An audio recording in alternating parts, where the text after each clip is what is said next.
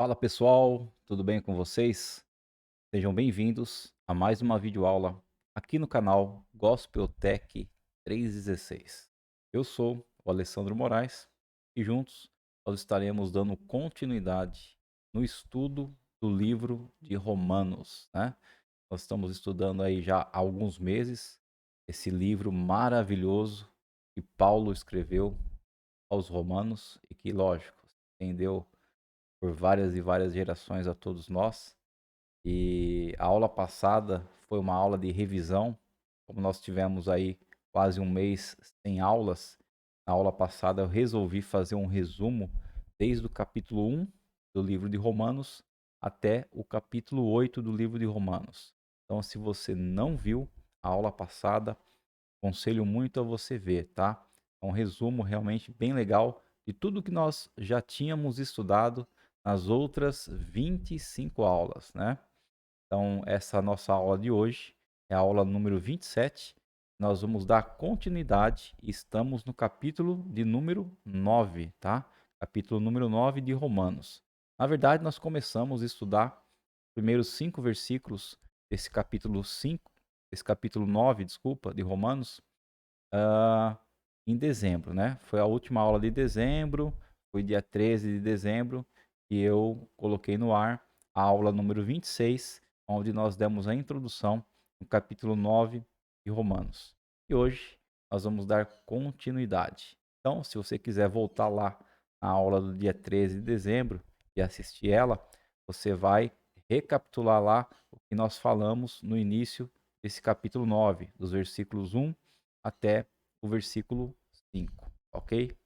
Bom, antes de mais nada, eu venho pedir para você, se você é novo aqui no canal, se você está chegando agora, se você viu esse vídeo aqui através de uma recomendação da plataforma do YouTube, ou se você recebeu, né, esse vídeo através de algum compartilhamento de algum parente, de algum amigo, de algum irmão em Cristo, eu peço a você que se inscreva aqui no canal, no Gospel Tech 316, você ative o sininho também, e todas as vezes que eu lançar um vídeo aqui no canal, a plataforma, o YouTube, tem que avisar você, ok? Mas geralmente eu lanço um vídeo por semana, é uma videoaula por semana, ok? E o objetivo do canal é o quê? É compartilhar a palavra de Deus, o estudo da palavra de Deus ao maior número de pessoas possível, ok? Então, se você puder fazer a sua parte, eu agradeço de coração. Bom, pessoal, então vamos estar orando para poder dar início à aula de hoje, ok?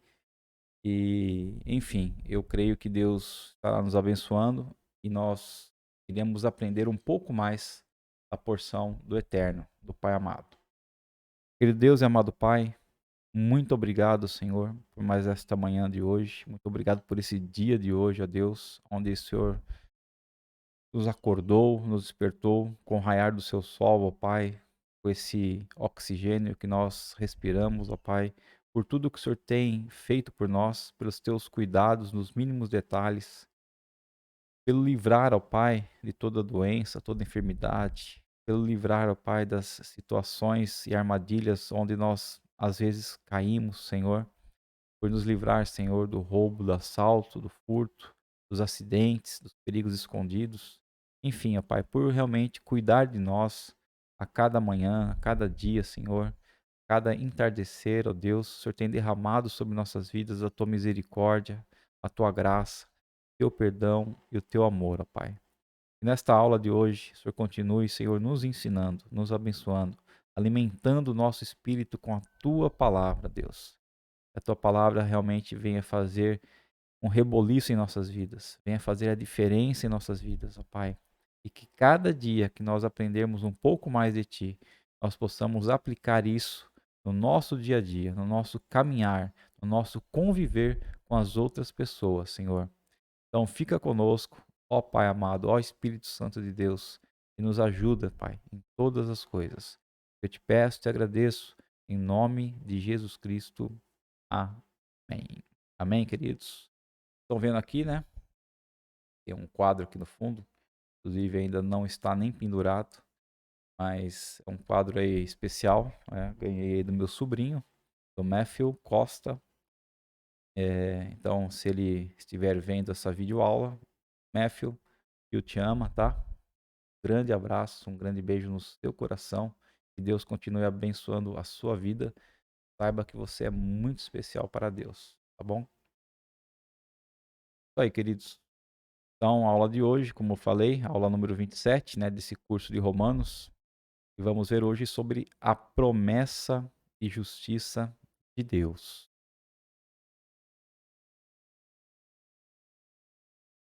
Então, queridos, como eu falei para vocês, na aula 26, que foi ao ar aí no dia 13 de dezembro do ano passado, né, 2022, nós vimos aí a primeira parte do capítulo 9 de Romanos. Então, nós vimos aí sobre a dor, né, de Paulo sobre a nação de Israel, uma vez que a nação de Israel ela é a escolhida de Deus, né? Porque então veio o Messias e ao invés de eles acreditarem no Messias, eles condenaram, né? Crucificaram o Messias, o Cristo, Jesus. E aí Paulo vem falando então, dando a introdução sobre a dor que ele sentia, né? A angústia que ele sentia sobre esse povo de Israel, porque Paulo era israelita por natureza, né? E ele amava muito o povo dele, né? Apesar de ele ter uma cultura grega, uma cidadania romana, ele era de nascência israelita. E aí, então, ele expressa, né, a dor realmente que ele sentia pelo povo de Israel, as orações dele por esse povo, porque esse povo recebeu, depois ele vem falando nos versículos 4 e 5, como esse povo recebeu um número grandioso de privilégios, de bênçãos, e mesmo assim eles não, a maioria não enxergou, né, o Redentor, não enxergou Cristo, Messias, o Salvador. E agora aqui, a partir do versículo 6, né, nós vamos ver hoje aqui 2 pontos, né, a promessa de Deus e a justiça de Deus. Nós vamos entender que, quando Paulo fala que a promessa de Deus é para Israel, quer dizer que o Israel de Deus são somente aqueles que são descendentes por natureza humana, mas o Israel de Deus são aqueles também que são descendentes por natureza espiritual, pela fé. Ok, pessoal? Então vamos lá, né? No versículo 6, Paulo já deixa a sua primeira pergunta. Acaso Deus deixou de cumprir sua promessa a Israel? E ele responde: não, pois nem todos os descendentes de Israel pertencem, de fato, ao povo de Deus. Então, aqui já vem deixando bem claro que uma pessoa questionar, né? Bom, mas Deus fez suas promessas a Israel e não cumpriu? Eu acho que não, não é assim. Por quê? Porque o Israel de Deus, que Deus escolheu, que Deus elegeu, nem todos são os descendentes, ok? Nós vamos ver isso aqui. Então, nesse versículo, está implícita uma séria pergunta. Deus, por acaso, falhou? Como pode o povo escolhido rejeitar o Messias prometido? Deus falhou ou Paulo não prega a verdade? Qual dessas duas possibilidades pode ter acontecido? Então, a promessa de Deus com certeza não falhou, né? E Paulo, ele prega a verdade sim. Então, uma coisa importantíssima, né? Não podemos nos esquecer que Deus é Deus e nem sempre age como a nossa lógica humana indica que ele deveria agir, né? Ou seja, Deus não age de acordo com aquilo que eu quero, aquilo que eu penso, da forma que eu imagino. Deus age da forma que ele quer. Então, sabemos que todos nós lutamos com isso em nossa mente, né? Quantas vezes nós já dissemos para nós mesmos: "Ah, se eu fosse Deus". Como é que Deus não vê que a solução para tudo, né, tá tão ali, bem claro e tão perto, tão fácil de resolver as coisas, né? E Deus não vê isso, será? Então, no fundo, né, é uma petulância nossa, querer saber e fazer as coisas melhor que Deus. Muitas vezes a gente deixa nos levar por nossos pensamentos e às vezes a gente acha que a gente pode fazer as coisas melhores do que Deus faz. Isso é uma petulância nossa. Então, Deus cumpriu e está cumprindo a sua promessa. Só que ela não foi dada, né, a Israel como um todo. Ou seja, sempre houve dois tipos de Israel. É isso que nós devemos entender. Primeiro, aqueles que descenderam fisicamente de Israel, né, inicialmente chamado Jacó, depois foi chamado por Deus Israel. Então, os que descenderam fisicamente de Israel. E segundo, aqueles que eram e que somos descendentes espirituais pela fé. Então, Paulo já nos explicou lá atrás, quando estudamos Romanos capítulo 2, né, versículo 28, que o verdadeiro judeu é o homem cuja vida exalta a Deus. Então, o verdadeiro judeu é aquele homem que acredita, que tem fé e que exalta a Deus. E a linhagem natural e a circuncisão física não são as coisas de maior importância para ser considerado um verdadeiro judeu. Paulo já deixou isso bem explicado em Romanos 2. E você se lembra que nós já estudamos isso, né? Se você não lembra, retorna lá nas aulas iniciais do estudo de Romanos que você vai relembrar. Então, na época do Antigo Testamento, a descendência natural não garantia automaticamente a herança da promessa. Então, Deus escolhia quem a herdaria. Deus que escolhia e Deus que escolhe. Okay? Paulo, então, nos lembra deste princípio usando aqui duas situações bem conhecidas, né? As famílias de Abraão e Isaac, para ilustrar e provar o argumento que ele está trazendo aqui. Então, primeiro, né, o argumento sobre a família de Abraão, está no versículo de 7 a 9. Versículos 7 e 8 diz o seguinte: só porque são descendentes de Abraão, não significa que são verdadeiramente filhos de Abraão. Pois as Escrituras dizem: Isaac é o filho de quem depende a sua descendência. E isso significa que os descendentes físicos de Abraão não são necessariamente filhos de Deus. Apenas os filhos da promessa são considerados filhos de Abraão. Ok? Essa tem uma redundância aqui, né? Mas na verdade, Paulo está explicando o seguinte: que os descendentes físicos, aqueles que nasceram, né, da linhagem de Abraão, humanamente, nem todos podem ser considerados filhos da promessa. Mas todos aqueles são crentes em Cristo Jesus, todos aqueles que creem no Evangelho, todos aqueles que creem em Cristo como Senhor e Salvador, que foram eleitos para isso, esses são sim os filhos da promessa.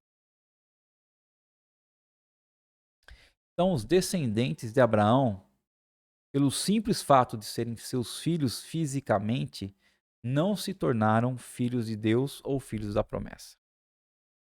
E é também importante realçar que o fato de alguém ser filho de um casal crente, né, sério com Deus, que ora pelos filhos e os leva para a igreja, não o torna salvo. Ok? Então, o pessoal usa uma expressão muito conhecida no meio evangélico, né? Filho de pastor não é pastorzinho. E aqui Paulo vem nos falando o seguinte: olha, a descendência física não torna salvo. Então, quer dizer, mesmo que eu, minha esposa, sejamos crentes no Senhor, mesmo que eu e ela sejamos salvos, isso não implica que nossos filhos também são. Ok? Então, a descendência, a promessa, não é para aqueles que são descendentes físicos. mas todos aqueles que são descendentes espirituais. João 1, dos versículos 11 ao 13, diz o seguinte: Veio a seu próprio povo, e eles o rejeitaram. Mas a todos que creram nele e o aceitaram, ele deu o direito de se tornarem filhos de Deus. E estes não nasceram segundo a ordem natural física, nem como resultado da paixão ou da vontade humana, mas nasceram de Deus. Né? Então, todos que creram em Jesus e o aceitaram, a estes deu o direito de se tornarem filhos de Deus. Então, filhos da promessa são aqueles que, como Abraão, creem na promessa de Deus e, portanto, são descendentes espirituais de Abraão. Okay? Versículo 9. Pois Deus havia prometido: voltarei por esta época e Sara terá um filho. Então Abraão teria filhos tanto pela concubina, Agar, como teve, né, Ismael, quanto por Sara, que seria o filho da promessa. Mas somente os descendentes de Sara seriam herdeiros da promessa, o que demonstra que não é a geração física que faz um homem participante das bênçãos de Deus. Um israelita de verdade, mas a eleição de Deus. Então, o que faz ter um israelita de verdade não é a geração física, mas sim a eleição de Deus. É quem Deus elege. Bom, vamos ver agora sobre a família de Isaac. Né? Vimos sobre a família de Abraão, agora vamos ver sobre a família de Isaac, dos versículos 10 ao versículo 13. Versículo 10. E esse fato de Abraão, né, não é único. Também Rebeca ficou grávida do nosso antepassado Isaac e deu luz a gêmeos. Né? Deu à luz gêmeos. Então Isaac, filho de Abraão, casado com Rebeca, teve 2 filhos, né? Teve Jacó e Esaú. Então Paulo está provando que não é a hereditariedade que nos garante o pertencer à família de Deus, mas sim a escolha soberana dele. E ele já nos mostrou, Paulo já nos mostrou, que Deus escolheu Isaac e não Ismael, lá, né, dos filhos de Abraão. E agora lembra que Esaú foi rejeitado, sendo filho do mesmo pai, Isaac, e da mesma mãe, Rebeca. Versículos 11 a 13 diz assim: Antes deles nascerem, porém, antes mesmo de terem feito qualquer coisa, boa ou má, ela recebeu uma mensagem de Deus. Quem recebeu? Rebeca. E essa mensagem mostra que Deus escolhe as pessoas conforme os propósitos dele e as chama sem levar em conta as obras que praticam. Tá? Isso é importante, querido. Importante nós lembrarmos que todos nós que somos salvos é porque Deus nos escolheu, Deus nos elegeu antes mesmo de nós nascermos. E não somos salvos por causa das nossas obras, por causa daquilo que nós fazemos de bom ou ruim. Nós somos salvos pela graça, tá? É pela fé. Então foi dito a Rebeca: seu filho mais velho servirá o seu filho mais novo. E nas escrituras, né, nas palavras das escrituras, está escrito: amei Jacó, mas rejeitei Esaú. E não se pode negar que nesta citação de Malaquias 1, versículos 2 e 3, o profeta comentava sobre a nação de Israel e Edom, né? Edom que vem de Esaú. O ponto que Paulo enfatiza é que a decisão de Deus foi antes mesmo do nascimento deles, antes dos filhos gêmeos, né, nascerem, antes de Israel e antes de Esaú nascer, não tendo nenhuma relação com o que eles iriam fazer ou. Então nós sabemos pelas escrituras que Esaú era imoral e profano, ambicioso, insensível às bênçãos de Deus, né? Conforme está descrito lá em Hebreus. Mas Jacó, seu irmão, que depois se tornou Israel, também não era a flor que se cheira, né? E veja até o que o próprio Esaú disse sobre Jacó. E disse Esaú: não é com razão que seu nome é Jacó, que significa enganador.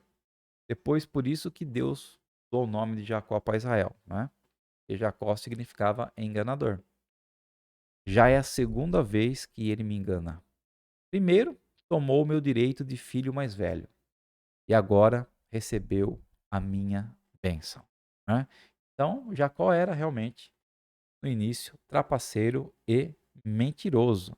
Por que que Deus escolheu, então, né, Jacó e não escolheu Esaú? Porque Deus é Deus, ok? Então, não podemos ficar com uma atitude de superioridade em relação a eles, nem de Jacó e nem de Esaú. Porque tudo que eles eram, talvez, né, você e eu também somos. Talvez apenas não tenhamos ainda dado vazão a toda essa podridão que em nós reside, né? Os primeiros capítulos de livro de Romanos, do 1, 2 e 3, Paulo explica exatamente quem nós somos, né? Toda a podridão que existe em nós, tá? Então Jacó só foi alcançado graças à eleição divina. E assim também você e eu, somente pela infinita graça de Deus, fomos um dia abraçados pelo amor dele.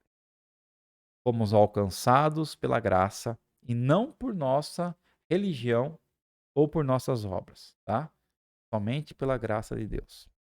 Se é que você já provou a graça e misericórdia de Deus em sua vida e goza de um relacionamento real com Cristo Jesus, ok? Então, se você está vendo esse vídeo, você ainda não desfruta desse relacionamento com Cristo, dessa graça, dessa misericórdia, queridos, por você estar aqui e você estar sendo tocado com essa palavra de Deus para a sua vida, você provavelmente já é um eleito do Senhor. Então basta você começar, né, a conversar com Deus. Assim como nós estamos aqui conversando, você converse com Deus, né? Peça a graça, a misericórdia e o perdão dele sobre a sua vida e um novo caminhar com Cristo. Vai lendo, aprendendo a palavra do Senhor e vivendo esta palavra. E assim você vai desfrutar com toda a certeza do mundo dessa graça e dessa misericórdia e da salvação de Cristo, porque com certeza o Senhor elegeu. Então veja novamente que no capítulo 4 de Romanos, Paulo nos mostra que até Abraão não foi salvo por suas obras, e nem por ritos ou pela obediência à lei mosaica, porque não existia ainda a lei mosaica, né, os 10 mandamentos, mas sim pela fé, né, o acreditar. E mesmo esta fé não vem do homem, mas de Deus, né? Vamos ler aqui os versículos 8 e 9 de Efésios 2 e a gente vai ver que nem a fé vem da gente. É Deus que coloca a fé em nós. Olha lá. Vocês são salvos pela graça, por meio da fé. E isso não vem de vocês. É uma dádiva, é um presente de Deus. Não é uma recompensa pela prática de boas obras, para que ninguém venha a se orgulhar. Então, a nossa salvação depende das nossas boas obras. As nossas boas obras são uma consequência do que nós somos. Mas a nossa salvação depende da graça de Deus, da eleição de Deus sobre nossas vidas. A fé que nós temos, até isso, não foi gerada por nós mesmos, mas foi Deus quem colocou em nossos corações. Bom, nós sabemos que essa doutrina, né, da total soberania de Deus, porque isso aqui nós estamos conversando aqui, queridos, capítulo 9 de Romanos, que Paulo deixou para a gente, é a doutrina da total soberania de Deus sobre a salvação do homem, a nossa salvação. Ela pode até nos deixar um pouco confuso, né, no início, Mas na medida em que estudamos ela, ela se torna mais e mais preciosa. Ela nos leva à maior santidade, um total descanso no Senhor. Porque, na verdade, quanto mais nós aprendemos, e nós estamos aqui porque Deus nos escolheu, Deus nos elegeu, mais nós queremos amar ao Senhor.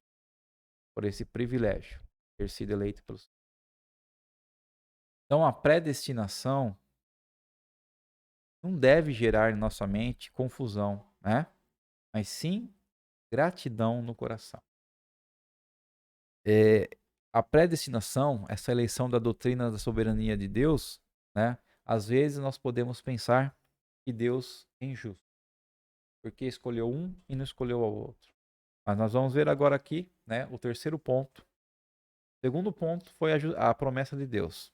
Nós vimos que a promessa de Deus é para Israel e que o verdadeiro Israel de Deus não são somente os descendentes físicos, mas todo aquele que foi eleito e que crê no Senhor, né? Os descendentes espirituais. E agora nós vamos ver sobre a justiça de Deus.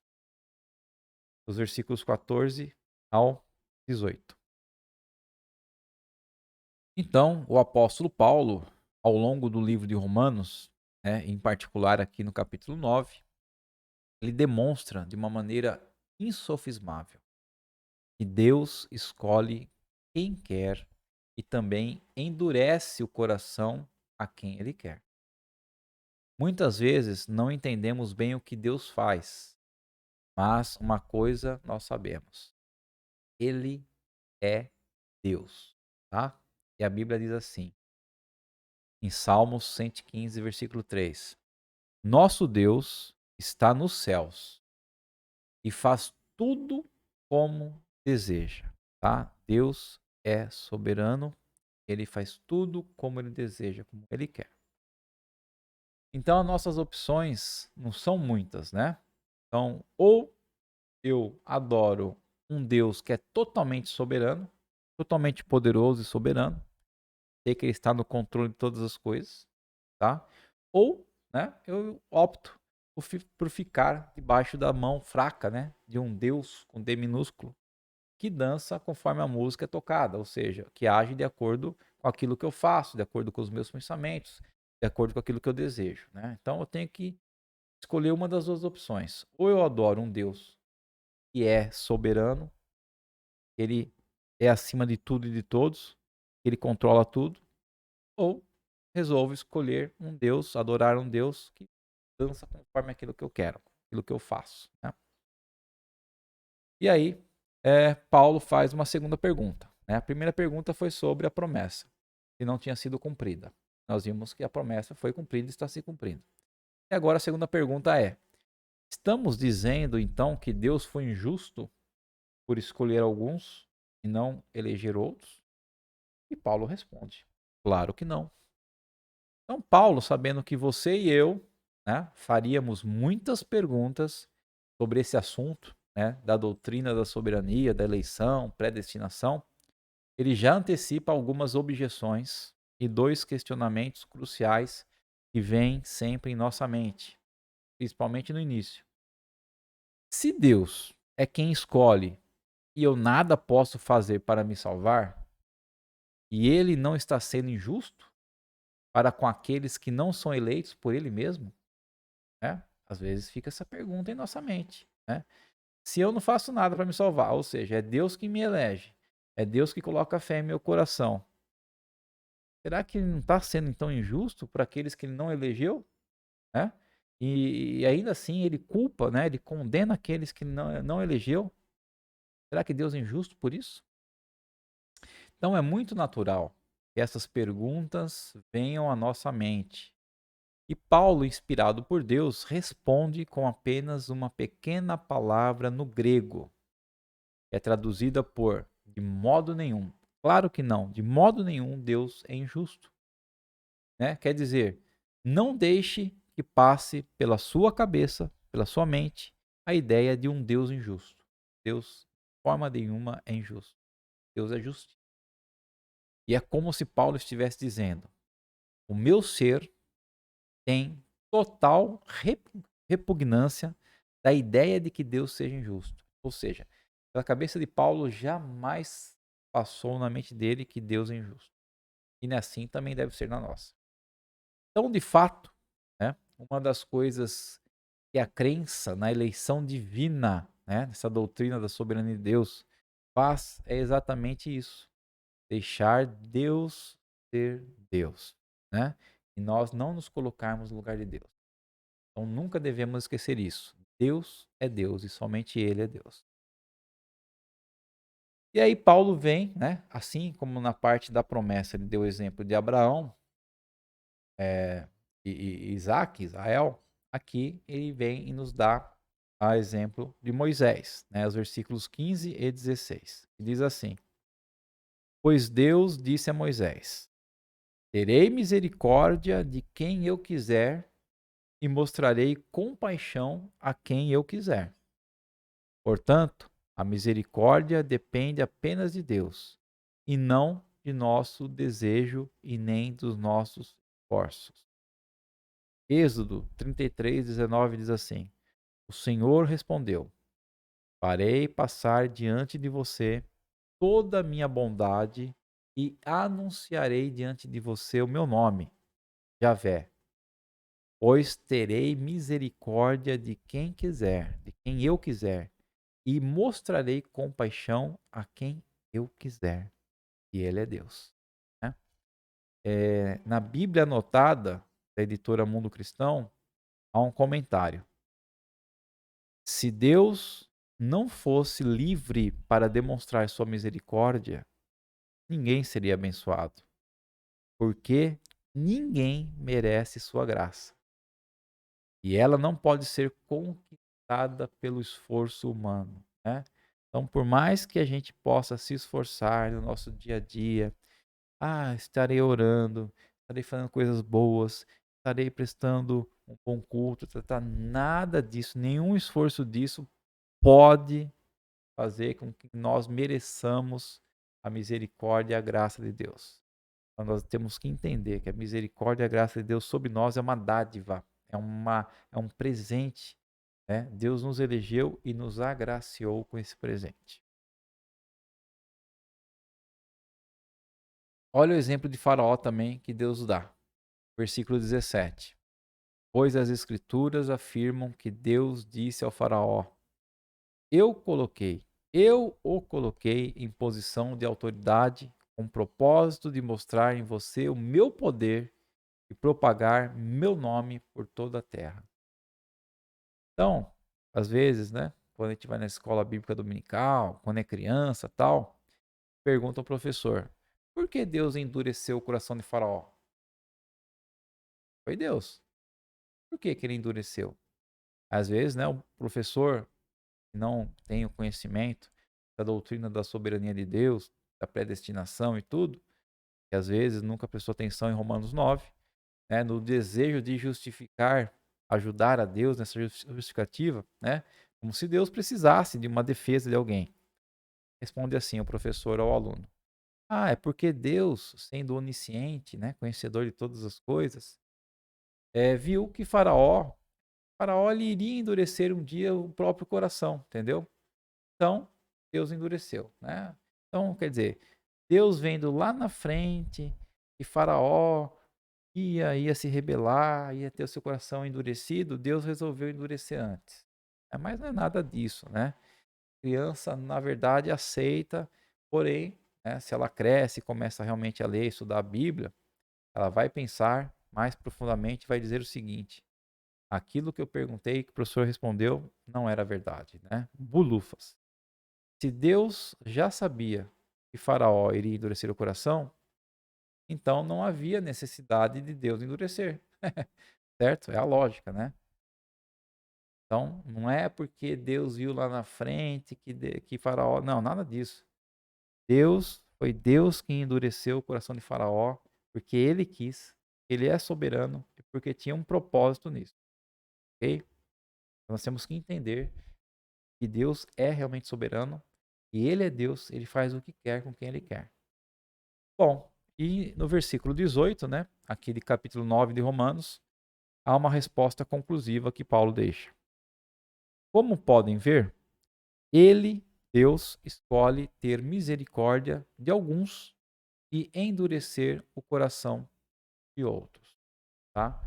Não é uma decisão minha nem sua, é uma decisão de Deus. Nós temos que aceitar isso como doutrina da soberania de Deus, de quem Ele é. E finalmente, né, chegando no final dessa aula de hoje, algumas perguntas para você refletir. Você sente um forte desejo de ver as pessoas que você ama, que estão ao seu redor, salvas? Por quantas pessoas você está orando para que sejam salvas? Né? Na sua oração, seu diálogo com Deus, você tem orado para Deus salvar algumas pessoas? Como você se sente sabendo que temos que orar, mas entendendo também que Deus é soberano na salvação do homem?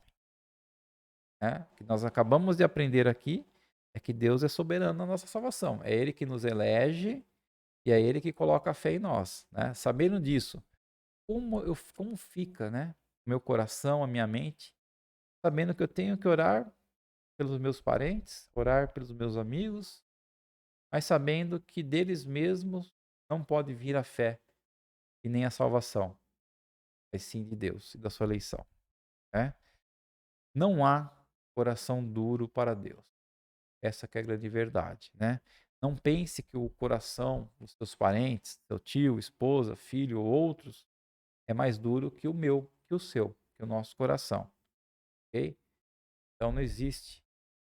É Deus que endurece o coração de quem nem quer.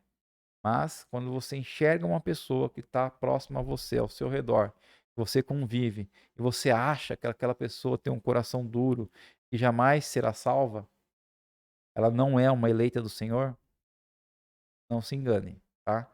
Porque Deus, ele pode sim, a qualquer momento, tanto endurecer como abençoar e colocar na vida daquela pessoa a misericórdia, a graça e a fé que aquela pessoa necessita para ser salva, tá?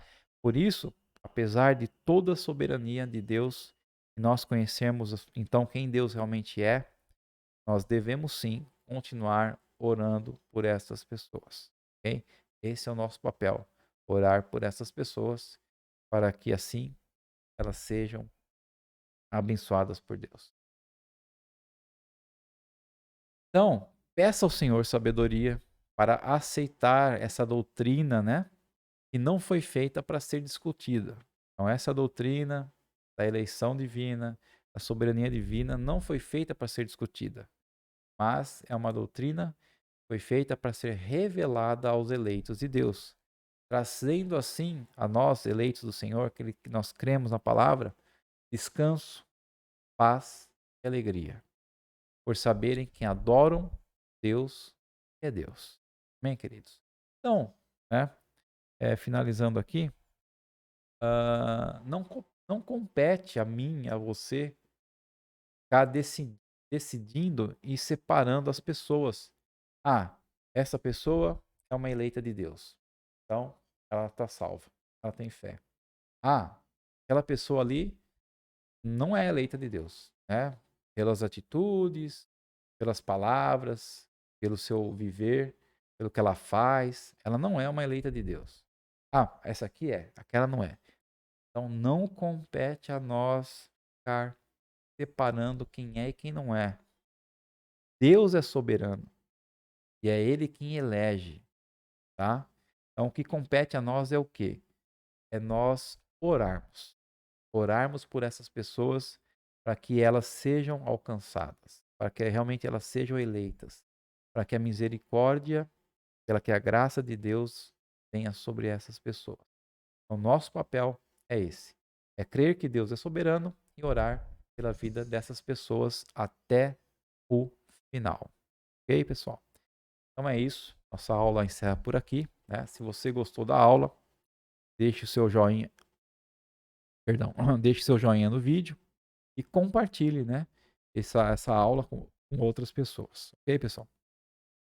Então vamos estar aí orando para finalizar a nossa aula. Deixa eu beber uma água aqui. Querido Deus e amado Pai, muito obrigado, Senhor, por mais este momento na tua presença. Muito obrigado, Senhor, por mais esse tempo contigo, com tua palavra, podendo, Senhor, receber de ti essas bênçãos, Senhor, maravilhosas que o Senhor estende até nós, podendo crer que o Senhor realmente é soberano, Pai, que a tua misericórdia, a tua graça está sobre nossas vidas. E agradecer, Senhor, por tudo que o Senhor tem feito por mim e tudo que o Senhor tem feito pelos meus queridos, por aqueles que estão ao meu derredor, por aqueles que estão longe de mim, Senhor, por todos aqueles que estão assistindo essa videoaula. Obrigado, ó Pai, pelo teu cuidado, Senhor. Obrigado pelo teu proteger, pelo teu guardar, Senhor.